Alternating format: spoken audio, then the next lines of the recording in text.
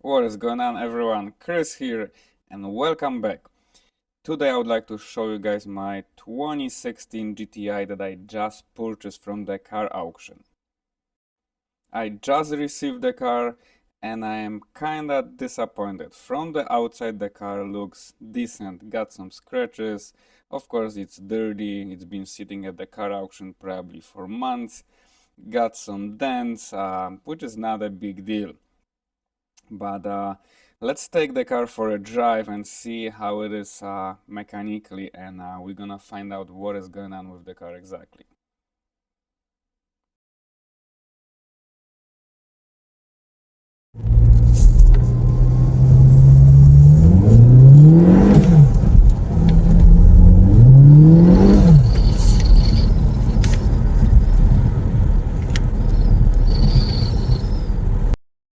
As you guys can see, the clutch is gone. It's slipping on every gear. So today I'm going to replace the clutch. And the problems with the car, it's not ending only with the clutch. Actually, the car has a check engine light with a bunch of codes for the engine, for the water pump. But in the next video, I'm going to replace what need to be replaced for the engine to get rid of the check engine.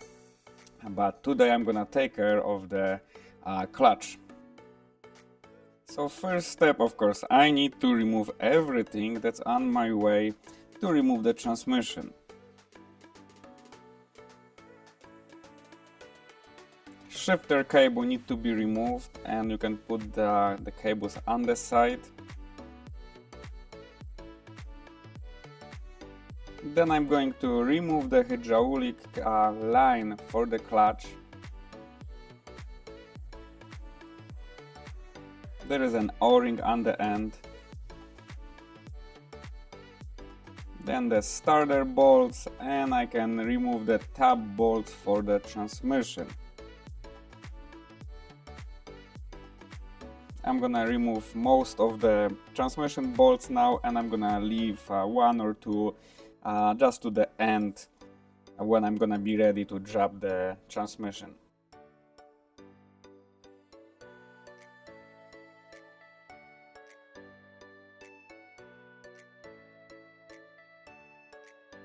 Now it's a good time to support the engine from the top, so I can continue with the bolts around the transmission and other stuff that I need to remove. There is not a lot of stuff on the top that you need to remove, so I'm gonna lift the car up and I'm gonna work under the car now. So of course I need to remove the wheels, and I will have to remove the CV axles. I need to drain the oil from the transmission. You need to remove the 3 bolts for the control arm, for the ball joints. And then we got bolts right here for the CV axle.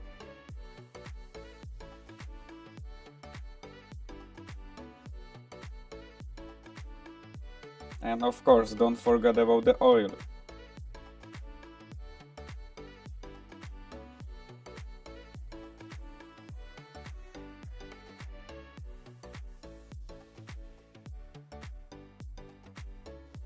And here is the another side, the CV axle. I need to remove the bolts.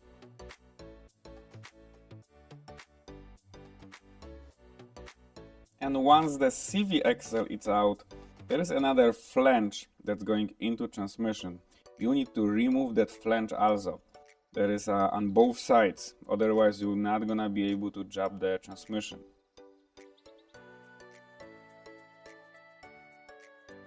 There is one bolt on the center for this flange. Also, the lower transmission mount need to be removed. And one flange is out. Of course, don't forget another one on other side. Now I'm going to remove the turbo hose, so that's gonna give me the access for the lower bolt for the starter, because I already removed the top bolt for the starter, but the lower one I just removed, and I can just pull the starter out. Now I decided to remove the fender liner to have a better access. I had the feeling that this liner was on my way, so I just removed this. And now it's a good time to just put the support, because I'm working on the lift, so I'm gonna put the transmission support. And I still got a lot of bolts around the transmission that I need to remove.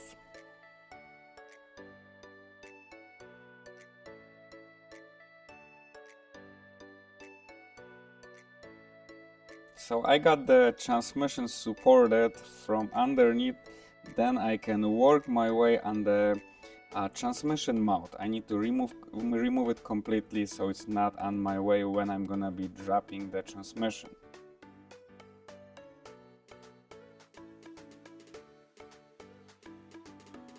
And once the transmission mount is out, the only thing I got left is this bolt. I left this bolt to the end, like I mentioned in the beginning. So now I'm gonna remove the bolt. This is the last one that holding transmission to the engine, and then I can separate the transmission from the engine.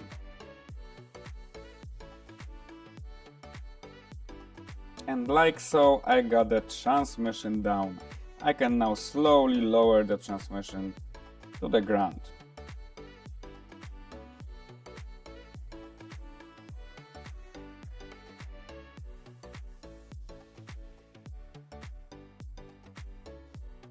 And as you guys can see on this video, I put the small car jack behind the engine.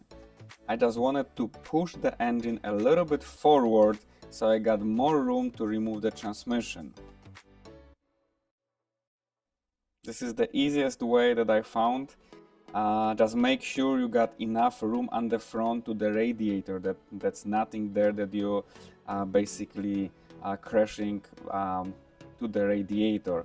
So make sure you got enough room here and just push the engine just a little bit, enough to remove the transmission. And here is my brand new clutch. This is an OEM replacement. I purchased it from Rack Arrow.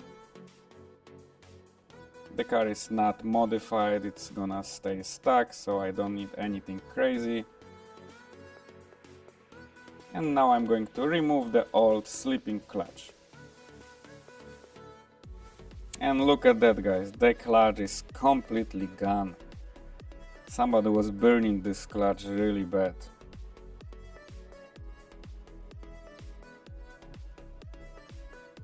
And here is the brand new one again. So my original idea was to cut the flywheel, resurface it, but after inspecting it, I found that the flywheel doesn't have any grooves, any imperfection. So the only thing that I'm going to do, I'm gonna use the flex hone basically to deglaze the flywheel. If you guys have an imperfection or any grooves, then it's better to get the new one or just cut the old one. But mine was pretty good condition. It was just somebody was slipping the clutch really bad, but flywheel was still good. It was just glazed from the clutch disc. And this is my flywheel after the honing. So now I am ready to install the new clutch. Of course, I'm gonna clean everything with the brake cleaner, and then I can install the clutch disc and the pressure plate. And of course, you need to install the tool that is on the center of the clutch to locate the clutch. It doesn't come with the kit, you gotta buy it separately. I had one in the shop.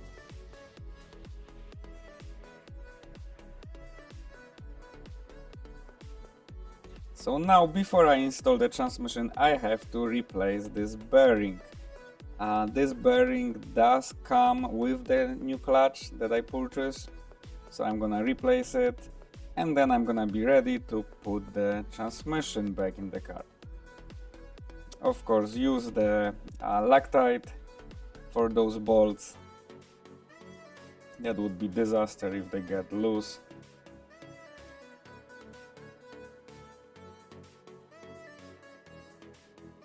So now of course we have to do reverse process and install our transmission back in the car.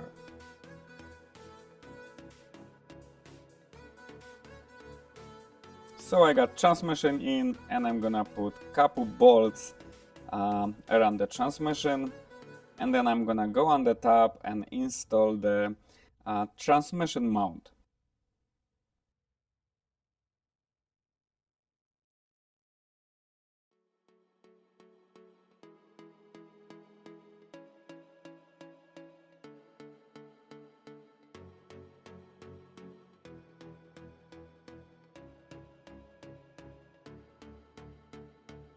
And now I got transmission mount installed, so I can remove the transmission stand. And then I have to of course continue in reverse process and put everything back together. Every single bolt around the transmission, transmission mount under the car, starter, CV axles, of course don't forget about the oil, all that stuff that you removed. If you guys doing this first time, it is good idea to put some numbers on the bolts or on the parts that you're removing, just to make sure that you're gonna put them in the same spot. Now I'm gonna put the flange back and the CV axle. I'm gonna tighten all the bolts, and of course the control arm bolts.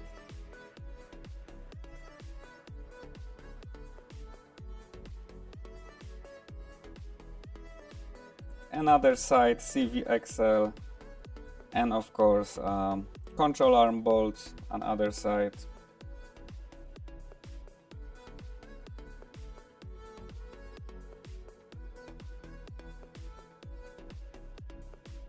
Make sure guys that the turbo hoses are tight,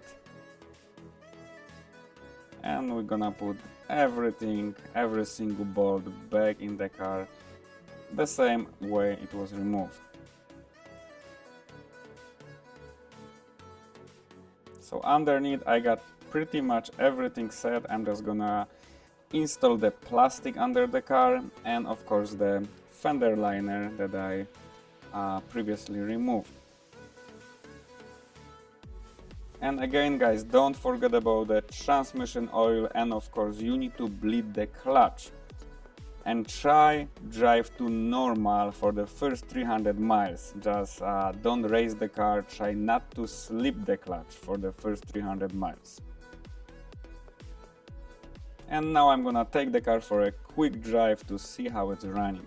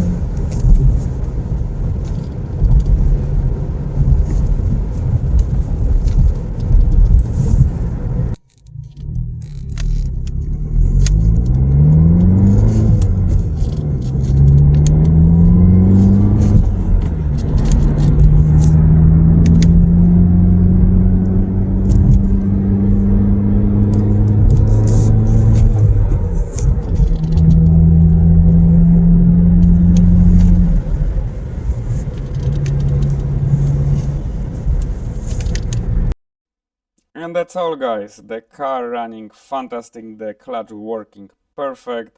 Of course this is not end of the problems, because I got check engine light with bunch of different problems, so I'm gonna make another video fixing other issues that I need to fix. But so far so good with the clutch. And of course remember guys to take it easy for the first 300 miles, and see you guys next time.